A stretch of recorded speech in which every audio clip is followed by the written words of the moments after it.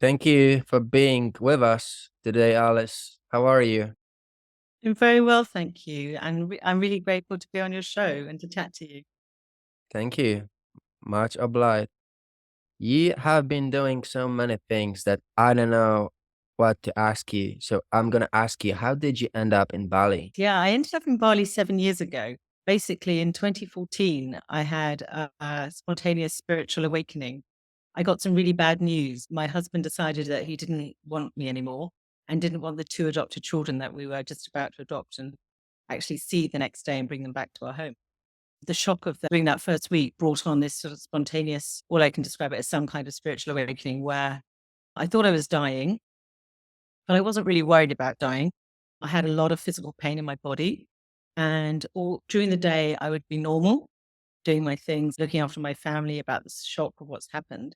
But at night time, I seemed to go somewhere else and I was holding on to life. But yeah, so this Buddha came through and supported me. I've been singing mantra for 2 years for my children. And so when I got to the point where I was holding on to my life, I sang mantra all night long to keep me in my body because I was determined to stay. I didn't want to leave. So, yes, so that really instantly changed my life. And I had this for like a couple of weeks, 3 weeks before it was decided that basically I had to go somewhere. So I was taken to a NHS hospital and I basically got locked up for, well, it was supposed to be 28 days, but I got out after a couple of weeks. Wow, what a story. So you have been in a really bad spot in life and you have been able to work through that. How your perception of life changed when you know that you can work towards something so hard, yet for it to fail. Yeah, it was very shocking. And I felt like it was my fault that in some way I must have done something terribly wrong to have to go through this experience. So yeah, it was extremely challenging. And yeah, but I knew, I was told by the spirit or Buddha or whatever you want to call it, that there'd be a gift in my experience. So I really held on to that because I think the second day I was getting a lot of messages. It was very busy. And but there's one message about there'll be a gift in your experience. And I must say, I held that to my heart that I would find a reason to be, a reason to live, a purpose, and that I would find a way to recover from the trauma. Have you been able to find the purpose? Yes, What is your purpose? is to share my story because I'm not alone in what I've experienced, but many people don't want to talk about it because there's a lot of shame around it. There's a lot of guilt. I'm not the sort of person that would want to tell anything about my personal life to people. And I had no ambition to write a book, but I felt compelled to share my story. A very good friend of the family who was looking after me said, Alice, write everything down. So I did. I did used to journal and that kind of thing. But basically, when I got locked up, I was actually writing for my life. And I wrote about everything that was happening to me.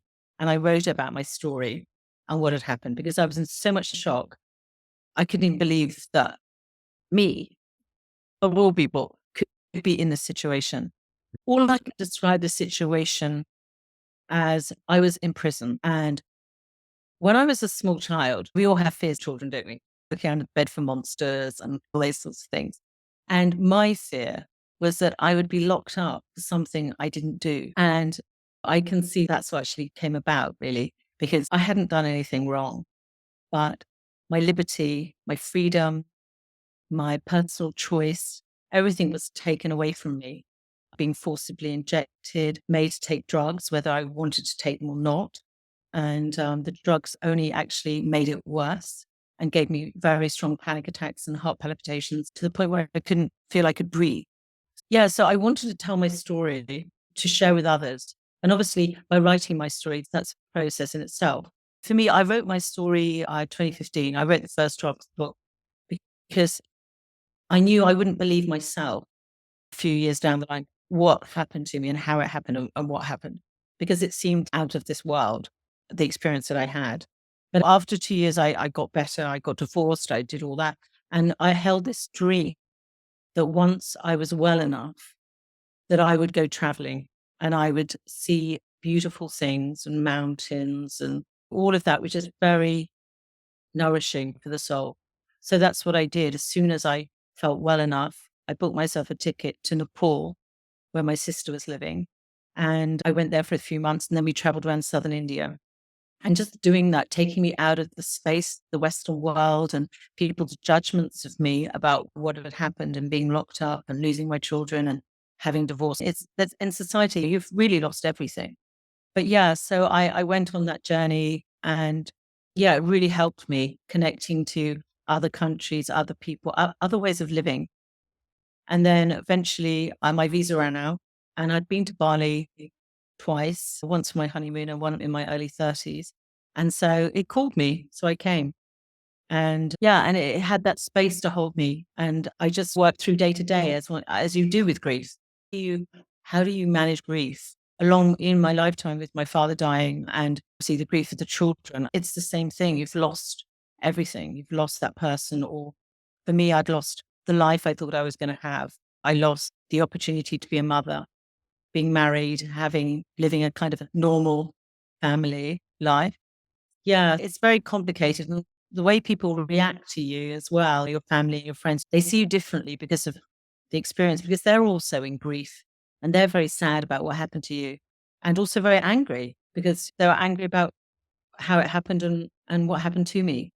Yeah, it's complicated. But yeah, and I came to Bali, I did a lot of breath work, I did a lot of sound healing. I tried new things. I didn't have an ikigai about what I was doing, but I just knew I can only take one day at a time. I can just keep on finding my true self. And I knew that I would find a direction. I knew in my heart, because I was still here, right? So I knew I would find purpose. Writing the Impact, book was the impact of our thoughts and emotions on reality is mind-boggling. When you were a child, you were afraid of being locked, and that's exactly what happened. You manifested that into reality. The same thing happened with your dreams, which just shows the potential of the human mind, and that we truly need to be cautious of our thoughts and emotions. If we're not, it's similar to riding a car. When you're not looking left or right, or you're even talking on the phone, drinking coffee, being completely unaware of what's going on, this is a recipe for disaster. Now, what mm, I'm actually intrigued and I would like to know, what message would your book bring to the people that are going through the same experiences, that might think that everything good ended in their life? yeah, I do believe that whatever happens to you in your life, you have the ability to come through. Every experience we have taught me that actually I was very resilient, that I'm a very strong person. I always thought I was, but this really proved to me when you're tested, that's when you just find this power within you. And yeah, for people going through, and I believe everyone will go through a spiritual awakening. I think the two are interconnected, depending how you want to see it. Yeah, I believe everyone has to go through it. Maybe once. Sometimes people go through lots of small ones. Other times people go through a very sudden big one. And that's what I had. Small ones, I think you're much better.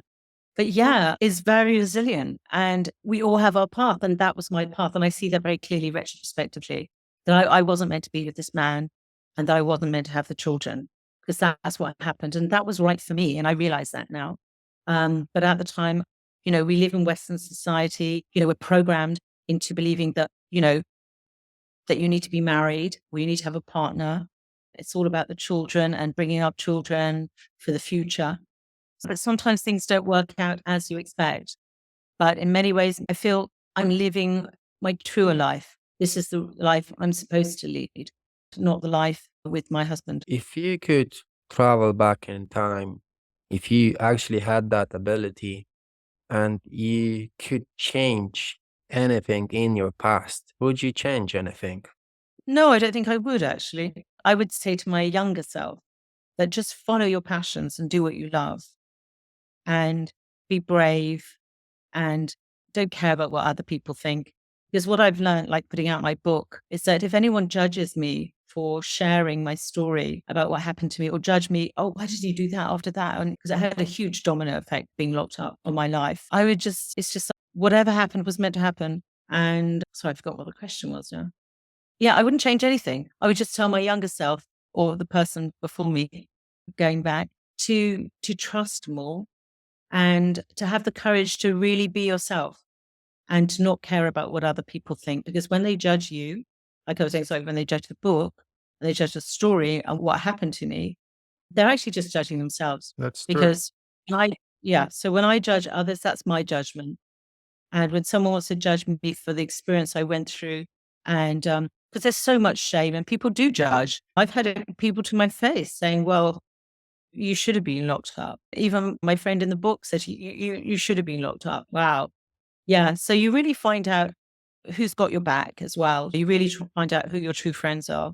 And yeah, you learn so much about yourself. And then you learn that actually, for me, I learned that Western society wasn't for me. And I'm much happier living a quieter life here in Bali. What doesn't kill you make you stronger? Do you agree with that? I think so. In the end, if you ask God for strength, will He give you the strength, or will He give you opportunities and challenges in life that will force you to be strong? I believe most of what we label as challenges or blocking points are hidden opportunities for our growth, and not only our soul, but our possibilities in this life. You mentioned something that had to sound healing. What exactly do Mhm. you have in mind? Sound healing. Yeah. What I did was I used to go to a lot of sound journeys where they'd play the gong, they'd play crystal bowls and metal bowls, they'd sing, they'd chant, drum. And it really brings, obviously, we're 70% water. So listening to all these sounds, it moves the water in your body and it balances through the frequency. So, yeah. And also singing. I find singing for me now to get in touch with my inner self or God or whatever, higher self, whatever you want to call it, through singing and expressing myself. That's where I feel at peace within myself, because sound and your own voice is actually very powerful. And when I was going through what I was going through, I felt unseen, and I definitely felt that no one was listening to me. That's very demoralizing and it's very alienating. And so going through the spiritual awakening or mental breakdown, you feel very alienated, you feel very disconnected from yourself and from others. And I think what many people don't understand is that when someone has been through these processes, these experiences, then actually the one thing that's going to help them is to feel connected. And a lot of people around me didn't want to connect me because it's almost like you've got some sort of black cloud around you. They don't know how to talk about it. They say you've lost your children, you lost your husband, you've been locked up, you've got divorced. It's all a bit messy. So people have an aversion to you. Think it's So contagious? yes, like the energy is contagious. And of course, I get that. Energy is, if someone's depressed all the time, you feel that depression, right? I do because I'm a feeler. But it's like the one person, what they need is connection with others. So I definitely learned that. And that's why my podcast is about connection and creativity and connection to your own self as well, connection within, because that's where all the power is. I think many people think it's outside of ourselves, but actually it's all within us, you know. And like you were saying, intention, focusing your attention on something, you're bringing that to you. And this is a little interesting, actually. So, which is in my book, I was on holiday with my husband just before we got divorced, and I was reading this book, and it's called Life After Life by Kate Atkinson. And so, a child is born, they have this kind of life, and then a parallel life, the child is born and they grow up, and this happens. So, there's all these sort of parallel lives from the same. And one of the stories, I was reading these stories, and when I was lying on the beach, I saw two little children. I thought, oh, that's going to be me soon. That's going to be me next year, the little kids on the beach. And then a thought came into my mind, maybe you won't have children. And I was just like horrified to myself to have thought that thought. I did find reading books, I was in a couple of book clubs, I did find reading books with them. Often they would parallel something in my life. And looking back, obviously, that clearly, whether it was spirit or whatever you want to call it, there was a little warning there. Maybe you won't have the children. And obviously that's what came to be. Coincidence? Who knows? Do you think that voice was God, or was it your internal critic that somehow manifested that into the reality? Don't know, but it was definitely a message that just popped in. I don't feel it was my critical mind. It just instantaneously popped in out of nowhere. I was admiring these children playing on the beach, but I was reading this book about how lives can change and these sort of all these parallel lives of this person. So one time they had children, one time they didn't. And I think reading that book was very powerful because then obviously when we read stories and books, they bring up thoughts to us, don't they? Because we're going through that experience in the story. So we're connected to the story, we're connected to the experience of them. And obviously I was just looking at it, parallel lives, oh, this could happen. And so through reading the story, this popped in. And I did find that in quite a few books. Yeah, how things could parallel what was going on in my life. It I was do. have been exposed in those new ideas. You could think about it objectively without being attached. And I believe that resonates with many people. I like to Mm. read books a lot. And I Mhm. would like to ask you, what do you think is the impact of creativity on our day-to-day lives? I think it's key because I also think it's a connection to your inner self and your higher self. Taking the time in the morning just to be, all this creativity comes through me. And I was in a band in the 90s, an indie band. I just played bass guitar. And I remember my father said, "Why don't you write songs?" I thought, I don't know how to. I don't know how to. And recently I wrote my first song and it came through complete. It just dropped in all the words, the melody, and everything. So I think if we open up and make space for creativity, then I think it just gets bigger and more and more. Whereas in Western society, we're doing a lot of left brain stuff. We're consumed by television and media and all of this information just throwing at you. And then you've got all your bills to pay and you're just in that wheel. So if you're in that sort of 9 to 5 wheel and you're in that whole society thing about all this stuff coming in, there is no space for you to just naturally call through the creativity that is all innately ours. Everyone is creative.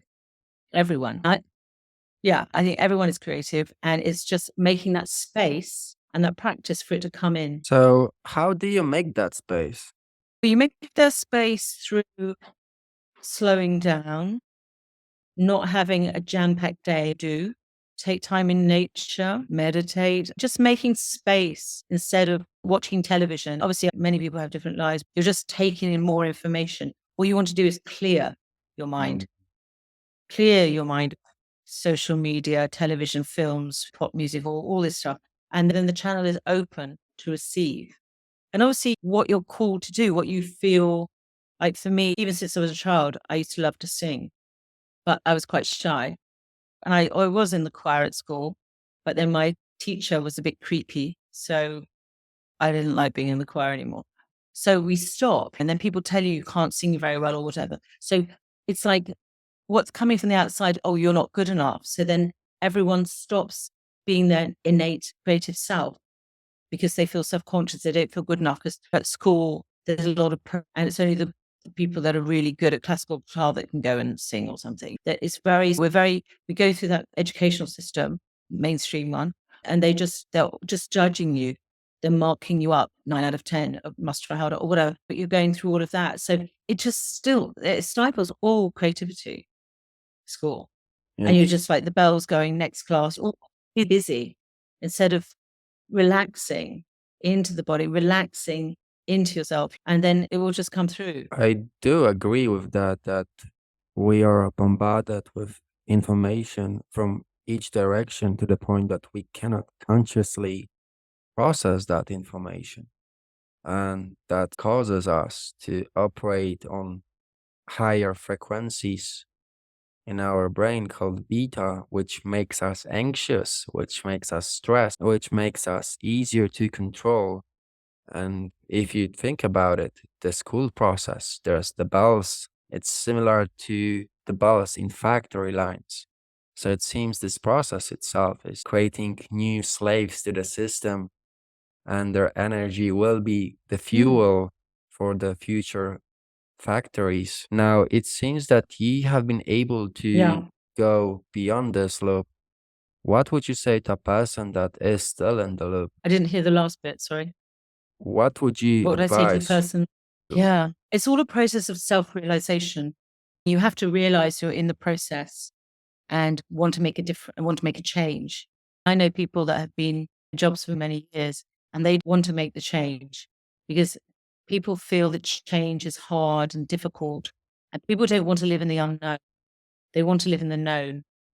And basically, none of us live in the known, but people feel more secure knowing they have a job every day, 9 to 5, that because not that knowing that, but also they need to pay their mortgage. We're slaves to our mortgages or our rent, our food, all the prices of everything, making ends meet. People are stuck in that. So many times I've actually wanted to get out of it myself over the years, to be honest. And then I haven't been able to because this thing called money, and it entraps us and it limits us to what we can do unless we have an abundant flow of that. But they don't want us to have a flow of that because then we'd all just sort of go off traveling properly and live in other countries and have wonderful lives. Instead, they want to tax us. So we're stuck even further. They want to tax everything. They probably tax the air by now. They probably already do. It's just that they just want to tax us and tax. And then all of this programming at school, all this programming at being in a job, especially if it's a government job or something, educational job, people that become teachers, they just spend their whole life in the educational system, just helping children pass an exam. It's just passing the exam. It's not about creativity. It's not about finding who you are. It's not about learning skills for life, even. They don't want us to have a creative life where we can think differently and think out of the box and create an adventure of life. Because I feel that's the best way to live life, as an adventure.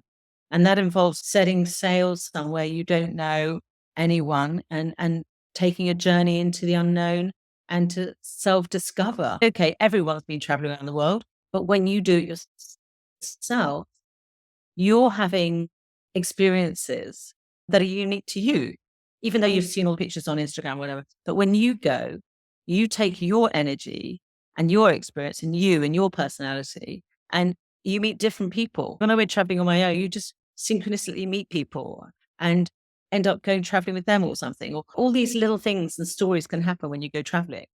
And you go on an adventure and you're sitting on a bus in India or a train in India, all these things. It's just like getting out of your comfort zone and into a different environment. So yeah, I would suggest it for everyone to do that. And wherever you go, you take yourself with you. So having a kind and warm relationship towards yourself is crucial. Yeah, state of the mind. We don't know when you go traveling, you don't know where you're going to stay and what's going to happen.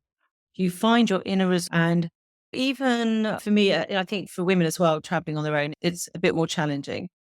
And it's like learning to be comfortable with the uncomfortable. And you really learn, even just traveling around Bali sometimes on my own and going staying somewhere in a place I don't know for a while, for a week or something, settling into a different place, and yeah, just the different energies. And yeah, it's still, most people just go on holiday with their husband or their friends, or it's like going on your own because you have to sit with yourself. You have to decide what you're doing, whether you're going to talk to somebody, how you're going to socialize or not, or what you're going to do. So you're actually, for me, I learn more things about myself and what's going on with how I'm thinking. And then making, if I'm not comfortable with that, how can I change my intention to create a whole different dynamic? It's okay. So, what would make me happier? What can I do? Or where can I go? Or to change the frequency of how I'm feeling? And so it's just discovering more about yourself, really. Traveling is a tool to explore what's within. That's a nice way to put it. I also do think that people are stuck in this loop because they are addicted to who they are right now, and they sacrifice that. The price is the person that they could be. Go ahead. Yeah. Western society is all about identity. It's all about what job you have, whether you're a manager or whatever, what car you have, what house you have, where you go on holiday and all this. So that's bringing people's identity to them. But that is not then. We're multidimensional. But some people, until they have some experience that is going to shatter their concept of identity, they're going to probably continue to live like that because it's all the programming in society since we were born and before we were born, all our ancestors before that. So you're saying that people will do much more to run away from pain than to feel the pleasure. That makes sense. People usually make drastic changes when they just are not able to continue the life that they have created consciously or unconsciously because all of our environment that surrounds us is the result of our thoughts and emotions. And we have created that, but somehow we lack awareness and we lack strength to be open with us and saying, I'm responsible for the life I'm living. And we like to blame fingers like, no, that's this person, that's that person, that's the TV, this politician. And that is giving away your power. And that's never going to happen. So, this process is a very delicate process. And we need to be super Mm. careful to do it properly. Most important, to give ourselves enough time and space to do it, not rush with things. Nature never rushes, yet everything is done on time. Yet we humans, we have been programmed that we need to have things right here, right now. Otherwise, I'm a failure. And social media cultivates this image on Instagram, on X, and other social media platforms that there are many people that pretend to have this fabulous lifestyle, but in the background, it's completely opposite. It's all show. And then people watching the social media have dopamine rushes. It's addictive. So it seems that the least amount of content we create, the more freedom we have. And the more freedom we have, the more we can create. Would you have any tips for people that would like to create their ideal life? Yeah, I used to always do vision boards, get pictures. I'd like open magazines and find out, I don't know, like when I had ideas about traveling, find beautiful pictures about different countries. Yeah, it's still using media, but it's who would you be? Where would you be? What would you be doing? And really dreaming in that, just in your mind, like daydream. That's what things we're told not to do, right? To daydream.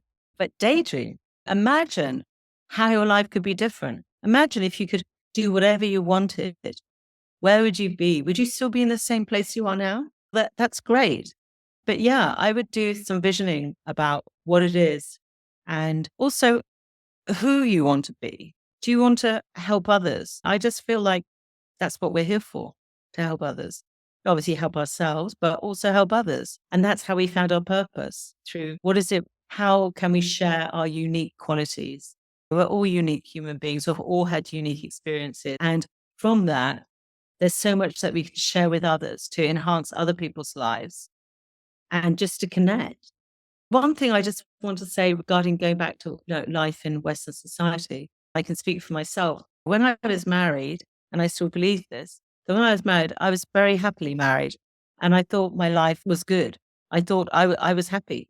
And I think there is an element of illusion, or we could say delusion, about our lives, say, unless we go into a completely opposite life. Because I would never imagine my life now.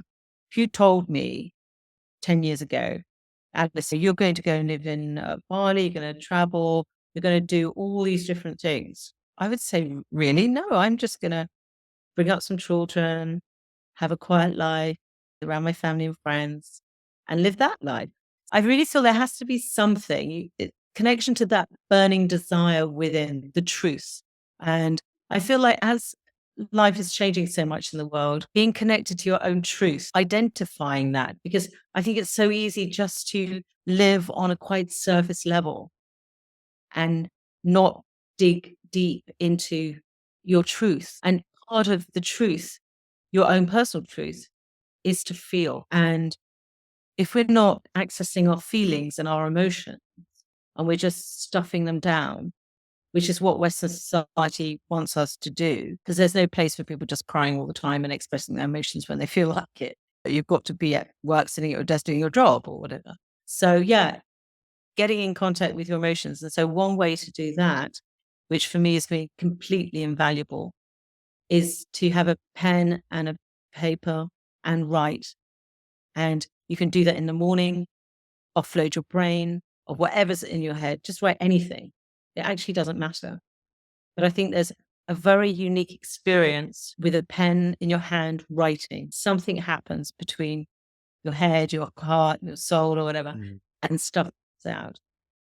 And so expressing yourself, obviously, if you're already creative, like an artist, paint, express, sing, learn an instrument. Recently, last year, a very close family friend who helped me, he was in my book. He's called Marcus in the book. And he really supported me these last 10 years. And he helped me, supported me after I got locked up. He took me to his home with his wife to support me. And he was dying. And obviously, I'm in the other side of the world. Obviously, I knew I wasn't going to see him. And I thought, how can I process my grief that I know I'm going through? And so I started journaling because I felt so much emotion and crying a lot and just feeling this emptiness about this impending loss, journaling every day and crying in quite a few months. And then it came to me, how can I transform, transmute, express, and honor my feelings and also honor my love and appreciation for this person that's been in my life for 10 years or longer, obviously, since I've known him since I was a child. In the last 10 years has been particularly poignant.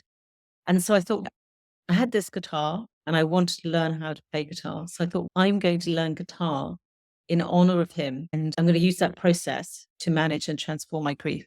So that's what I did. I started playing just 5-10 minutes. I didn't really know what I was doing, but just the process of it and the intention behind it, I found it very powerful. And then, one day I went to a water temple in Bali and it was a beautiful experience with friends, swimming in the beautiful cold river. And it was a magical experience.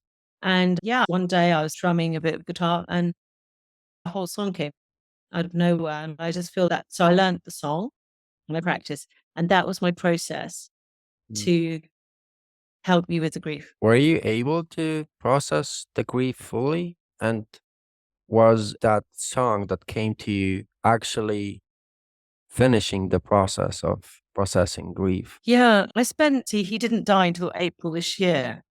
But this was all last year that I was going through this, knowing that I was going to lose him.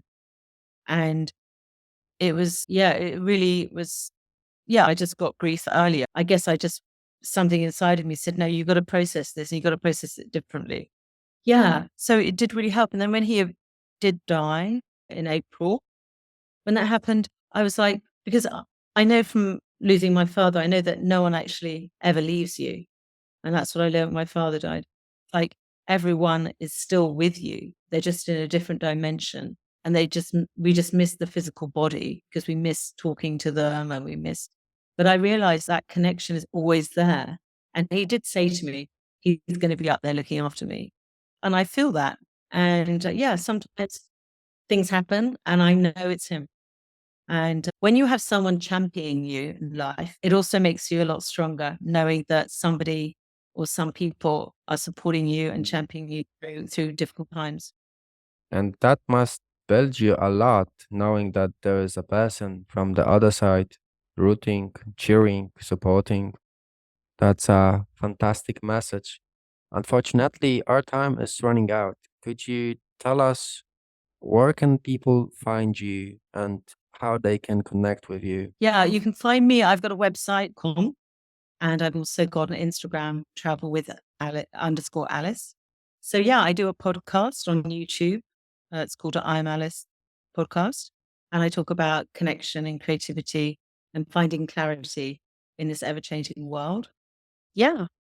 I have a jewelry collection that I was inspired whilst I was writing the book, because obviously it took me quite a few years to put it out because I didn't want to be seen.